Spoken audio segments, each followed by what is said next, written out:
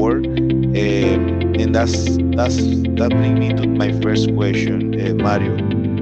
How difficult it is to develop a learning program or to train new skills in a manufacturing field when there is a lot of distractions, when there's a lot of things going on every day. So which tools, what would be the right ways or the best way to approach to this type of scenarios based on your experience, of course?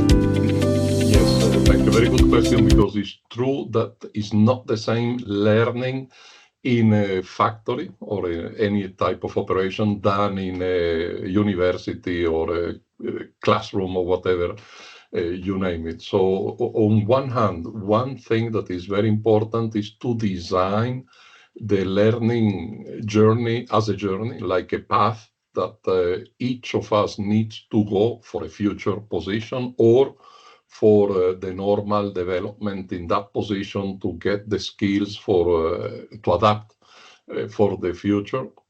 So it needs to be more of a continuous type of journey where you have all the capabilities, all the knowledge, know-how that is needed, and then giving the chance to the people to do it at their own speed, and not only one way but multiple type of way, because we are all different and we all learn in a different manner. So that's very Okay. important, to kind of respect the individuals that are all different. So we need, of course, certain number of skills, competencies, etc.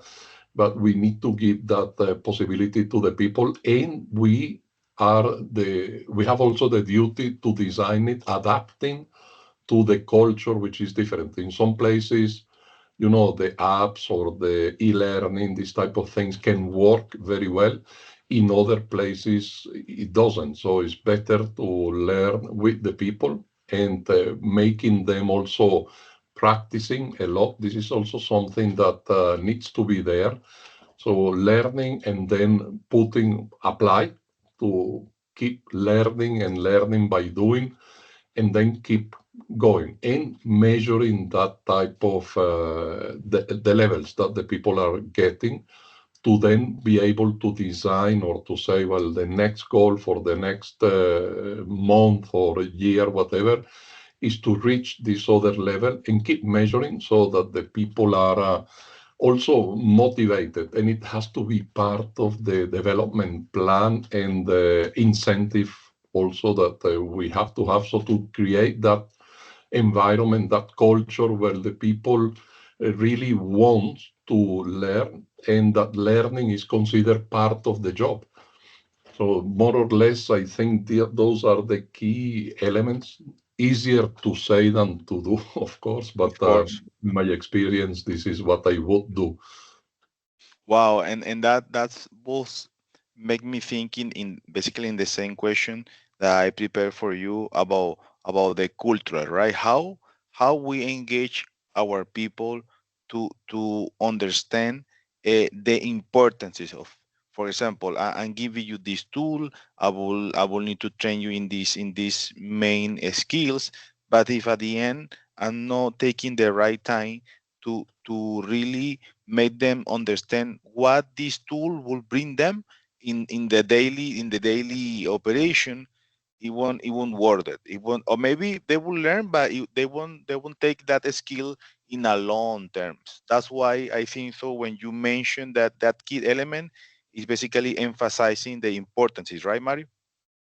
Yes, indeed. And through that competence, for the people to see how this change, this new tool, this new knowledge that I will have, how this is impacting in the corporation. So in my contribution with the company, with the factory, etc., and how this will change the way I do my job, especially where those things can facilitate the way we work, because we have to combine, yeah, doing better, more of value added, and the people needs to understand and to see that this new competence I'm getting it will help me being better and contributing more with the company, but also I need to see what is there for me. So I will do my job easier, better, safer, etc. So that's a combination of there is the need of a lot of being there and sensing and reading what is happening with the people. Because if I see what are the benefits also for me, I will be more motivated to learn and to develop stronger that competence. That's that's a very important element of the implementation of a learning path, as you said, Mario. And how can we improve our culture of learning in an organization based on your experience, Mario? Yeah, I think that recognizing that learning is part of our duty, of our responsibility, making it also visible with measures that we can show where the people is increasing in competencies. And of course, also linking that to when promoting, because we have to have a certain level of competencies and number of competencies to reach another level and this to be recognized and keep talking and keep communicating about learning and the evolution to keep motivating the people because it has to be part also of the organization. Today is part of the individuals because we all have this fundamental need as human beings we are. We Yeah. have that need to learn. It's in our DNA, but maybe not in the organizations and in the past, to be honest, time spent to learning was kind of not of value added because if I'm not producing, then it's not value added.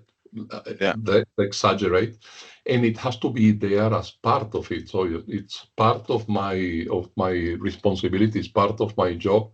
And when everybody start doing it, then I don't want to be the only one that is not learning that capability. It's kind of also this social commitment that will push everyone to be better and to learn and to keep doing more.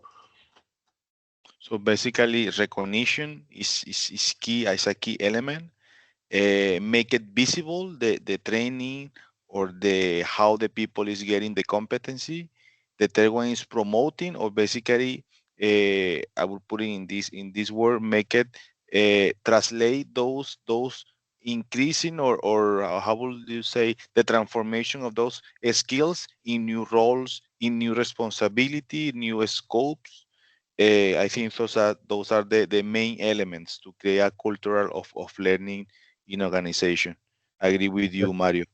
Yeah, and there is something while you were talking that I didn't mention, but it helps also a lot is when the newcomers are also partially trained by the more senior ones. So kind of people shadowing or helping. A godfather, we call that in factories where I worked. Because this, if I'm training someone, helping someone new, getting her or him up to speed and better. This is also a recognition for me. I feel better as a human being that I'm able to help somebody else. And through teaching someone, I'm also learning. So this kind of also people helping each other.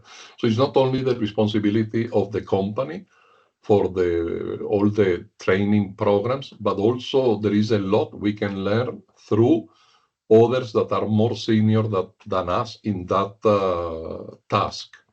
Yeah, and I'm glad that you are bringing this point because it's very common that in businesses, for example, in manufacturing, we always see that. For Mhm. example, us as a consultant, we always see, okay, let's assign a senior operator, a senior person, shadow with someone that is new in this specific role. But from my opinion, Mario. Uh, and give me your feedback. Sometimes it's better to train someone with several peoples, not only the senior, because sometimes the senior, and don't get me wrong, sometimes when you are doing something for many years, then you get used to, and it's difficult for you to change a new methodology, a new technique, and that's the way that you also will teach. So, for example, what we recommend to clients is just basically to have some sort of a few um, a few persons, people, right, to get trained in different ways, of course, keeping the same methodology. What do you think about it? Yes, I think that it's very important to also design the best way of working, the job well done, or the standard with the people that are doing it. And as you said, not only one, because if that senior person is not doing it the best way, then if he or she is teaching others, then this wrong way of doing things is going to cascade and stay there forever. So we need to challenge the ways of working with everyone and together. So very important that it's not only one person, but hopefully the whole team. Sometimes it's not possible. We have to cherry pick some people and put Yeah. them to say, let's review the standard. What can be done better? How can we do the job safer? How can we do it better for the quality of the product, etc.? And let's design it together. Once it's done, of course, check, proof, doing it, then those people are able to train others. But you're totally right. There is the risk when putting in the hands of only one person the training of all the rest that I will do the training as I would do it myself. But if I'm not doing it correctly, and there are new things, better ways, safer ways, etc., then I will not trespass this to the rest of the people. Very, very And important. very, very important, and also in the same way that we always assess or calibrate that training to the person that is new, we also can calibrate and assess the person that is teaching the methodology, the technique, the skill, right, from both Yes, sides. indeed. uh, Yes. what are the most common mistakes that us as a leader we make, Mario, when we want to deploy a new methodology, when we want to implement a new program, based on your experience? Yes. Uh, Things are not staying forever. So what works today will maybe not be good for tomorrow. So we need to challenge ourselves constantly to adapt to the new needs, to the new ways of working, to the new apps, to the new things that are happening. We need to also anticipate a lot, which is not easy because we need to start creating today the development, learning and development solutions today for the capabilities and the things that people will be needing maybe in a year time. And this anticipation is not an easy. We need to look forward. We need to listen more to all the stakeholders because once we've done a development plan, which is good and very well assessed, everybody's happy. But if we are not in contact with the key people, those stakeholders in the different functions and sub-functions, for what is coming, we will not adapt with the speed enough to have something uh, better and once again updated. And the other thing is that we tend to think that what is working for a specific position will work for all the individuals that are being developed for that position. And once again, we are all different. So we need to give different chances, different ways to the people to develop that same capability, but in its own way, because we are all individuals and we are all different. So there are global things that will work, but there are elements that needs to be adapted to each of the people. And To the something audience, else right? that, yeah, sorry, yeah, but something else that I learned is that, and we briefly touched, is that it needs to be more of a journey than a training like we used to have in the past. You know, it needs to be from something very concentrated, 1, 2 weeks, 3 weeks, whatever, to more of 1 year, 2 years, etc., with a lot of elements. We need those elements of concentration when we come all together and there is a lot of network, there is a lot of sharing between the people with the experiences and so on, is contributing and helping a lot. But we need a lot of other elements before and then like dosifying in the way that we need more of a continuous type of learning than one concentrated thing. So I learn something also, I go and do it and I learn by doing also with others and so on. So it needs to be more not diluted in the sense of not strong, but in the time. In the time. Understood. Understood. Thank you for those inputs, Mario. And now let's jump in this new topic that we missed in the first episode, and won't be a way that I will let you go without talking about the new the new trends nowadays. There is every day something new. I don't know if you agree with me, Mario. Something new every day, new technology, new apps, new artificial intelligence, new ways of doing things. We have to be adapting every single day. So in the industry, in the food manufacturing industry, how do you see these new trends being adapted to our processes? Yes, it's a very good question. Difficult to have the exact answer because I don't think no one has it because it's all, as you said, all new. But as you're saying, is there and will stay, and actually is coming more and more. In my personal view, is it got too fast, and we were not prepared for that. It's the it's not growing in a linear way, but it's more exponential, so it's kind of too much. But as it is there and will stay, and there's a lot of good things because technology can help us doing better, can help us doing safer, etc., and adding more value.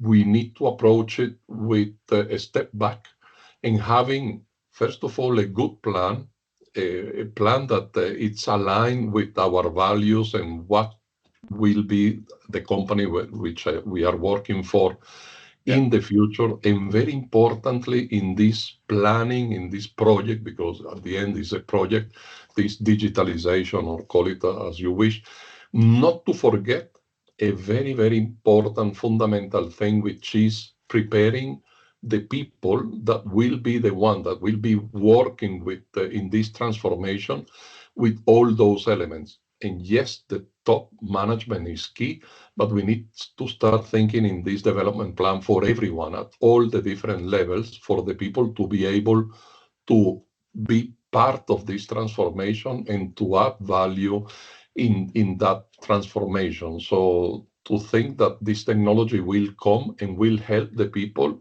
maybe changing the ways of working or the things I'm doing today as an operator, to keep adding value and using that technology as a vehicle to do better. So that's very important. And it's linked, in my view, to that creation of the environment or the culture where people wants to learn, where the organization is a learning organization. So this has to be done before. So good that you asked me that before entering into this. And if it's not there, we have to accelerate it, creating that, because the learning will be more and more and faster. So uh, for me, that's key. I mean, how to create all those learning paths for everyone to adapt to these new things, and this needs to be checked every 3 months, 6 months, and adapt, because as you said, what we have today, maybe next year will be different.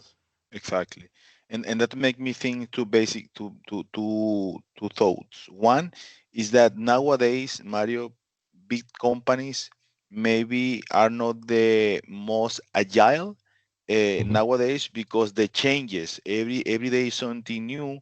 So I believe organizations are trying to make changes, uh, or to be able to adapt faster to those changes in order to sustain in the market.